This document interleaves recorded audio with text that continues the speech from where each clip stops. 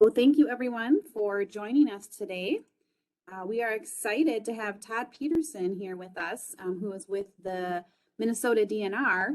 He is a research scientist and is the data manager for the hydrogeology and the groundwater unit in the Ecological and Water Resources Division.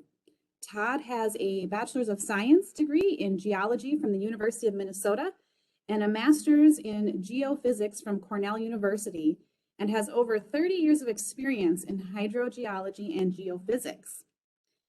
So Todd is going to talk to us today about a new method that has been determined by the USGS to look at the age classification of tritium. And tritium has been used to estimate groundwater residence time in Minnesota since the late 1980s. Alexander and Alexander proposed a method that classified a water sample into recent, mixed, or vintage tritium age based directly on the tritium unit concentration in each sample. This method worked well when tritium concentrations were fairly high in precipitation. However, the tritium concentration in precipitation is much lower today. The original method is no longer viable because it assumes there is more tritium in precipitation than there actually is. This new method to determine groundwater residence time from tritium is based on the current state of tritium in precipitation. So we are excited to have Todd with us this morning to talk more about this. We will have time after his presentation to take questions. So as we go, if you have questions for Todd, just please feel free to put those in the chat, and then we will get to those at the end of his presentation. So thanks again, Todd, for joining us, and I'll go ahead and let you take it away. Thank you, Brooke. I'm happy to join this. The Minnesota DNR and the Minnesota Department of Health are the two agencies that primarily use tritium to look at residence time in groundwater, two primary state agencies. So we've been looking at, we've both been using tritium for various purposes for a number of years. And because tritium in the atmosphere was generated by atmospheric bomb tests, atmospheric nuclear weapons testing in the 50s and 60s, and it has been decaying, and it's become a different, we have to treat it differently today. So I'll be looking at a little bit of the history of what we've done in the past and how the new method is working compared to the old method. And we do have a paper on this on the Department DNR website that describes what I'm speaking about today. So, as I said, the primary state agency users of tritium are the Department of Natural Resources and the Minnesota Department of Health. We both sample tritium in groundwater to determine the residence time, how long water has been in the ground since it fell as rain. The DNR uses groundwater residence time to compare with groundwater sensitivity maps. It's largely for the County Groundwater Atlas, or also known as the County Geologic Atlas Part B. The MDH uses ground residence time to assist with their wellhead protection studies. And we agreed last year that we needed to look at a new option, and we should be going forward together, so we're using the same techniques, and we're piggybacking off of what the USGS has recently done and some papers from 2018 and 2019, which I will describe. So our original method, where you looked at groundwater residence time from tritium. Tritium in the atmosphere came from the nuclear weapons testing from 1953 to the early 60s. And water that had more than 10 tritium units was considered recent water that fell as rain since 1953. Water that had less than 1 tritium unit, groundwater that had less than 1 tritium unit, was considered vintage and assumed it fell as rain prior to 1953.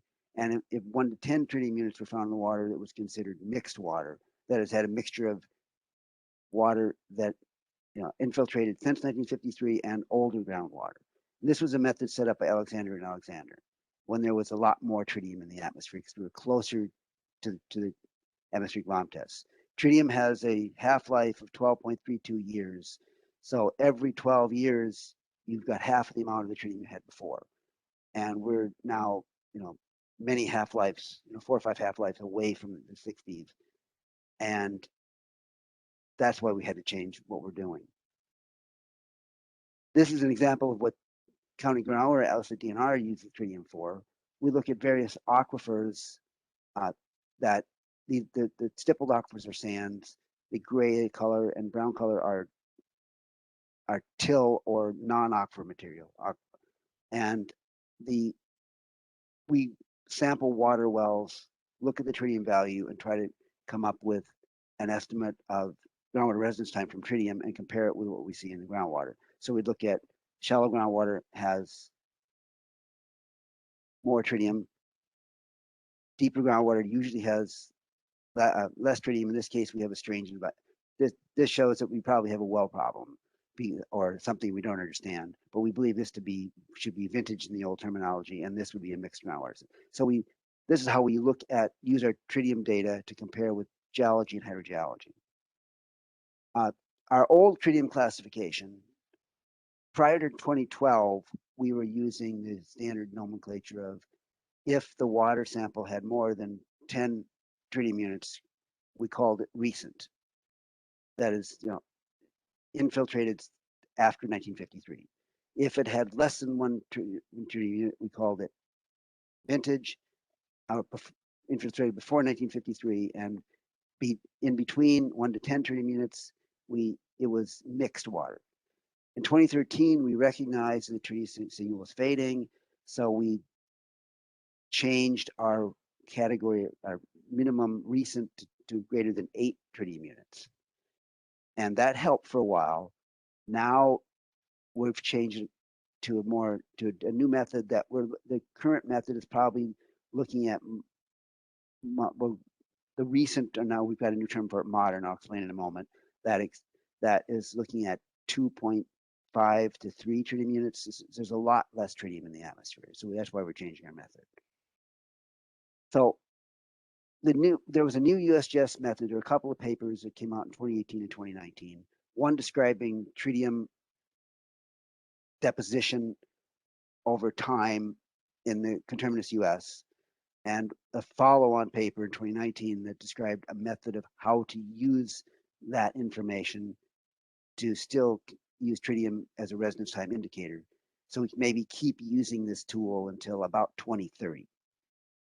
That's only 9 years from now. So the tool is going away, but we can still make use of it for a while.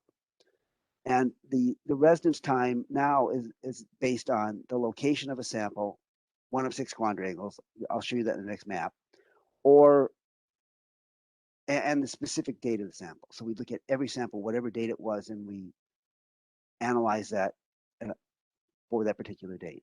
The USGS classification, they're looking at modern for water that entered the ground since 1953, and pre-modern if it water entered the ground before 1953. So we're using their new terminology because this is a different method. We're trying to get to the same goal. Did water infiltrate prior to 1953 or post 1953? But it's a different method. Mixed is a mixture of the two. We kept the same term because that was the USGS term. So in 2018, Michael and others of the USGS mapped the tritium deposition from 1953 to 1953 to 1983. They looked at the entire deposition pattern, from 1952 to 2012, but most tritium fell in the 1953 to 1983 time period. And it also mattered where in the US, because the complicated, it's how the tritium is in the atmosphere, what the sources are, how it interacts with the stratosphere. What we're getting right in the troposphere, a lot of the tritium was in the stratosphere, so it'd be occasionally, one of their openings to it. There's a lot of complications which I'm not going to go into today, but note that Minnesota has the red and orange, which means higher tritium deposition. The southern US has much less, so they would have a much harder time using tritium. We've been lucky in Minnesota that a lot of tritium was deposited, for good or bad. And the amount that's bad is still a trace level. I mean, it's something we've been able to use over the years. And then for Minnesota, we focused on these 6 quadrangles for our new method that we worked up with the health department, because of course we're focusing on Minnesota. So these are the 6 quadrangles. All the quadrangles are 2 degrees latitude by 5 degrees longitude, and there are 6 that cover the state of Minnesota. The tip of the arrowhead here is actually incorporated in this northeasternmost quadrangle in Michael and others' paper. The northwest angle is not included, but we aren't sampling it right now. We would probably somehow average in with these 2, but it's not included in our data set. So their method, the USGS method, was for each quadrangle, calculate the modern threshold for the given sample date, and I'll show diagrams in a minute about that. Then they calculate the pre-modern threshold. What is the threshold, the tritium threshold, to indicate that that is a pre-1953 infiltration sample, and then the mixed samples fall in between. So for each sample date and for each quadrangle, there's a calculation that's done that this water sample will fit into one of these 3 categories based on where it fits in the thresholds. Then for each quadrangle, we're looking at, to calculate the modern threshold, we look at modern values of 1953 and later will fall above the threshold. The pre-modern threshold is looking for things, water that fell as rain before 1953, and we're assuming that the average of tritium and precipitation from 2008 to 2012 is similar to pre-1953. So what the USGS did, as the authors there, has decided that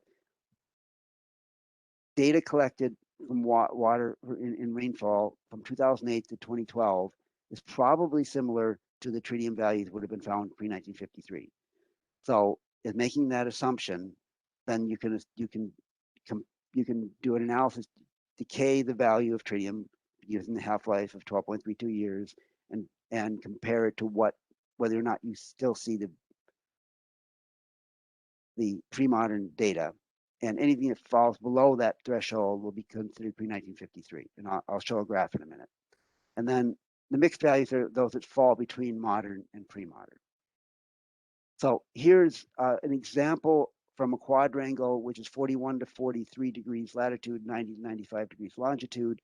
This is the quadrangle that was highlighted in the 2019 USGS paper. So I'm using it because it's a good illustration of it. This is just south of Minnesota. So this is in Iowa, basically. And the upper graph, the top bold line, is the tritium in precipitation that fell year by year, and these are bi-yearly averages. So it's what fell is January to June and July through December in each year. And you can there's a high peak, of course, in the 60s, from 1960 to 1970. The gray lines here are this data here, but radioactively decayed to 1980 for the top line, 1990, 2000, and 2010 for the bottom line. And the illustration here is to get the modern cutoff, they're looking at the minimum value after the 1963 peak. And then the pre-modern cutoff is based on assuming what the value of tritium in the atmosphere was in pre-1953 for this quadrangle. And so if you sampled the water well in 1980 or have a sample from 1980, you use this method to calculate, and you would use this pre-modern cutoff and this modern cutoff. If you had a water sample from 1990, you would use this data. From 2000, you use this data. 2010, you use this data. And their example here was they looked at 2015. 2015 sample has been decayed a little further. The modern cutoff is here at about, I think that's about 5. And the pre-modern is much slower, down at about, it was about 9.53, it's down to about 0.28. The lower graph here will show more detail how we calculate this. So this graph here, the dark bold line, again, is the actual tritium recorded in precipitation on average for this quadrangle. blue line is the curve, as this curve that has been decayed to 2015, the date of the sample date here. And so the method is to say that the minimum on this decayed curve for the given sample date, that's after the 1963 peak. So anything after 1963, if you have a sample of that amount of tritium or more, we're calling it modern, saying it fell sometime as rain in the post 1953 range. If it's below that, it's not modern. And then the pre-modern calculation is based on, you've got these dates here, all these points that in this oval that are average samples for this quadrangle, and the average is 9.53 tritium units for 2008 to 2012. So if you assume that that is the average tritium in the atmosphere pre-1953, and you decay it to the sample date, you get 0.28 tritium units left. So that becomes the pre-modern edge. And so anything below 0.28 is pre-modern, anything above 2.89 is modern, and anything else is mixed. Note that the modern cutoff in this case is 2.89 tritium units, which is a lot different from the 10 tritium units or 8 tritium units we were using earlier. I've also, to explain how we calculate the pre-modern data, I've got an example here from the northwestern Minnesota quadrangle. And in that case, the blue line here is the pre-modern tritium that's been decayed. So we're assuming that the pre-modern, that in this quadrangle, tritium pre-modern is close to 13 tritium units. If we decay it using a half-life of 12.32, down to 2020, we get down to 0.2 something tritium units. The dashed yellow line, dashed orange line is the detection limit for enriched tritium, which is the analytical method we typically use. We can order analytical methods that go down to 0.1 tritium unit, but they take a long time, they're expensive, we don't typically do it. But this blue line shows that for any particular sample date, if you're below that blue line, if your sample falls below that blue line in this quadrangle, it would be considered pre-modern. But once you get past about 2002, for this northwest Minnesota quadrangle, we have samples that are less than 0.8. We don't know if it's 0.8 or 0.5. We know it's less than 0.8. So it's ambiguous. We can't tell at this point if it got some earlier water from pre-1953 or not. And then this is southwest Minnesota, 4345, but still 95 to 100 longitude. This started out with a little less tritium in it, so it crossed from, the two lines cross here in about 1996. So we can't tell for sure where the pre-modern cutoff is. So I work with the Department of Health, largely with Jim Walsh, but also with the hydrologists there, and we wanted to figure out our categories going forward so we could be consistent. And we were trying to figure out, what do we do when we don't know if it's pre-modern because of our analytical capability. So we called it mostly pre-modern. And if the tritium is not detected and the pre-modern threshold is below the detection limit. Again, that's where the blue line was below the dashed orange line. So since we can't tell, we called it mostly pre-modern, which we think is mostly water pre-1953, but everything's a bit of a mixture.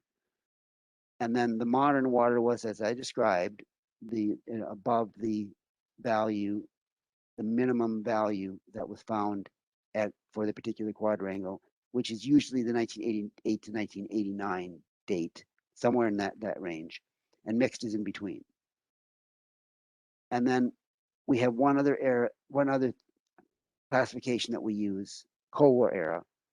The Cold War, but during the late 1950s and 1960s, because of the atmospheric hydrogen bomb testing, the nuclear weapons testing, there was a lot of tritium falling as rain.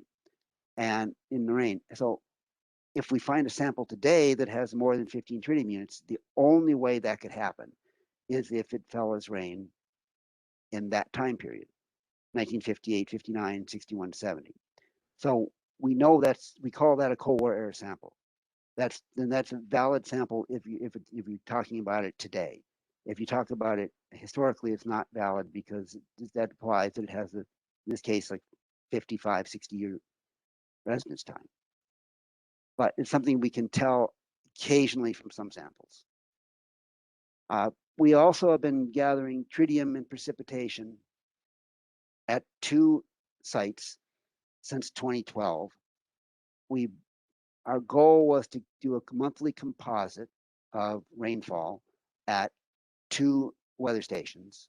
One is in Maplewood, which is observed by one of our state climatologists, and one is in Hibbing, which is observed by the minerals office, DNR minerals office up in Hibbing. And we just started that in 2020. But I wanted to, and we try to do it twice per year, although we, for logistical reasons, have failed to get it twice per year, but we try to do a spring and fall, more or less, sample and 30-day composite. Note that tritium units here range from a low of about 5 up to 13, depending on where we are looking. And in the spring, sometimes we get higher values. There are the complications in the weather patterns, and if the weather opens up the troposphere to the stratosphere, you can get more tritium because there's more tritium in the stratosphere, and you can get an increased sample. But generally, these are lower values. They're similar to what we thought we'd be seeing, and they are not. If we use 10 as the cutoff, or even 8 as the cutoff for modern values, it would not make sense because that's not what we're seeing overall. And these are, if you want more information about references, the original work from Minnesota was the Scott Alexander and Kelvin Alexander 1989 residence time Minnesota groundwaters, and they talked about using tritium, and they also mentioned carbon-14 in that paper. The second reference, DNR and MDH, is the Tritium age classification reference that we published in 2020 that I'm talking about today. This is the new method we're using. The Lindsay and others paper is the 2019 USGS paper that described how to use the data for each quadrangle, and they just developed the method for determining the tritium age classification. And Michael and others is the slightly earlier 2018 paper that mapped the tritium deposition and precipitation from 1953 to 2012. So what we did is we had to change our method. The USGS was ahead of us a little bit. We caught up with them, and now we're using a method I think is viable moving forward. We can use tritium again. The estimate is from another 9-10 years. At some point, it's going to be just the signal's going to be too small to see, and you'll have to do something else. But that's where we are. I just wanted to give you a general overview. If you want more details, they're in the paper, or feel free to contact me. Thank you.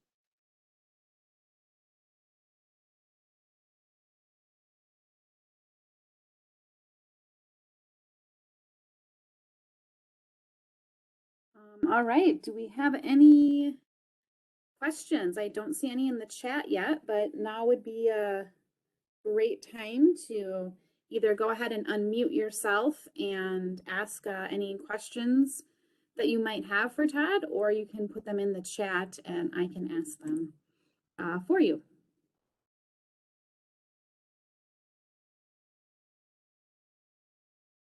Todd, this is Vanderwall.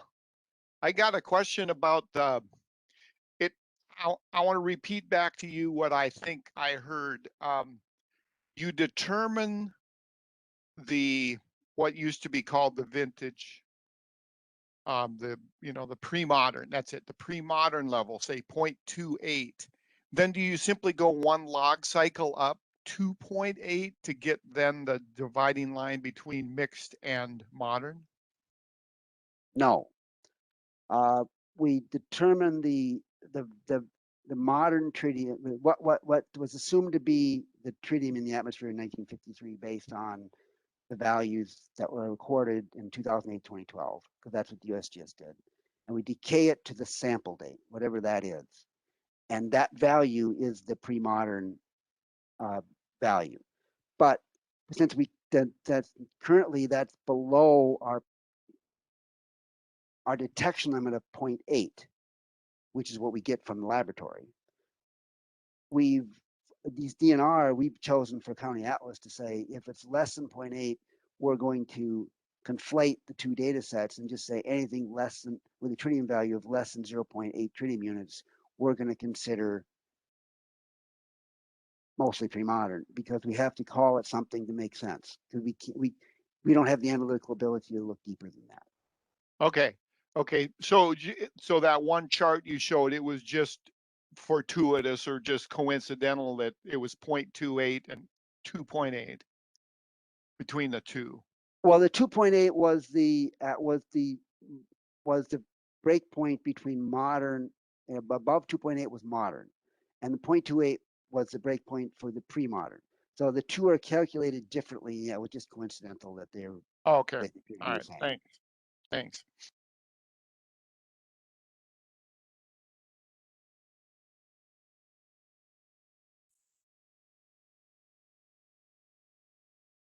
Right. Do we have any other questions out there for Todd?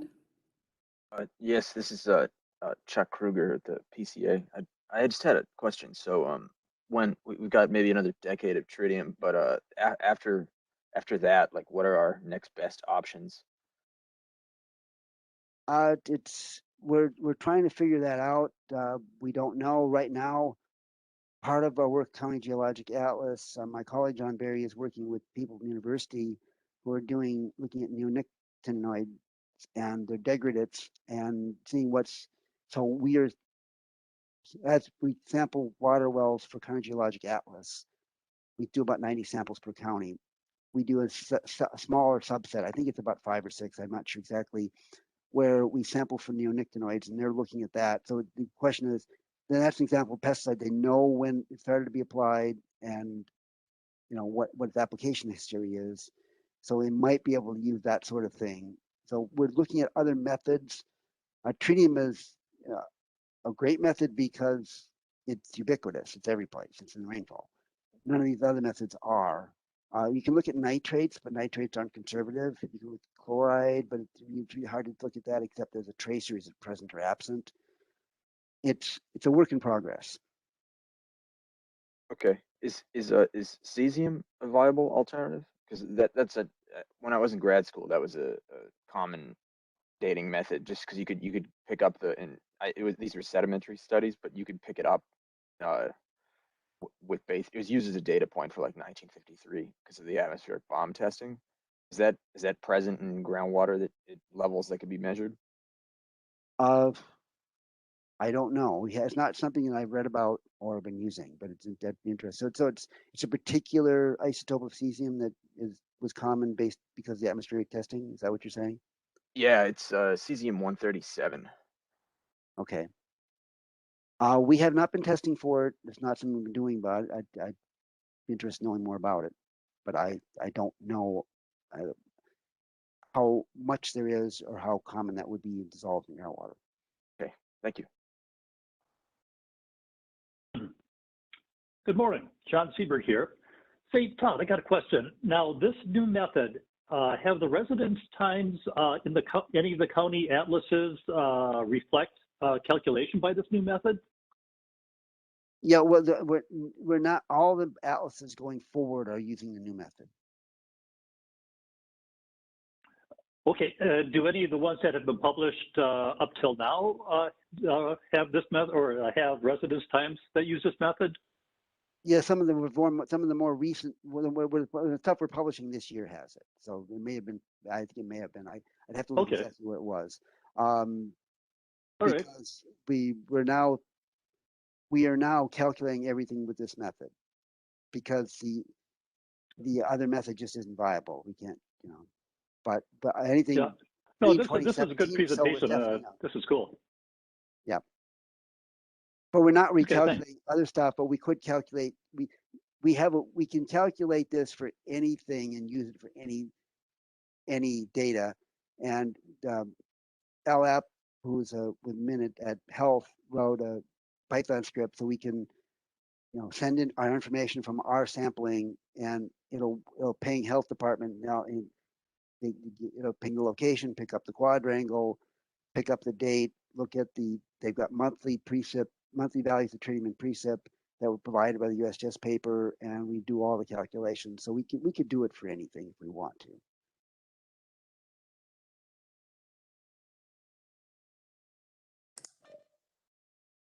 Hey Todd, this is John Derry. Mhm. I just thought maybe you could mention enriched versus doubly enriched, just for the samples that are very close to the mostly premodern and premodern threshold, just so people know. Okay, so the laboratory has 3 methods of measuring tritium: just direct tritium measurements, which has a ridiculously high detection limit of above 1 or 5. I don't remember what it is. We have a detection limit. We normally use the enriched method, which has a detection limit of 0.8, but they also offer an ultra low or doubly enriched method, which has a detection limit of 0.1. It's a lot more expensive and takes a lot more time. The current method, in the enriched method, it's $135 plus 3 months maybe. The doubly enriched is $400 and takes a lot longer. And so we're not going to use it in general, but it's something we might be able to do. But if it's less than 0.8, it's still useful. It means that our mixed zone is getting fuzzier.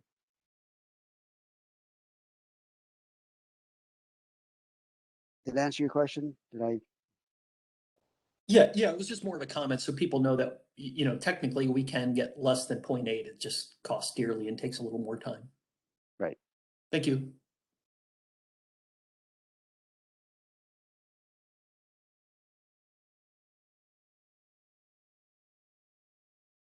Are there any additional questions for Todd? Or comments, things you'd like to share on the topic with the group?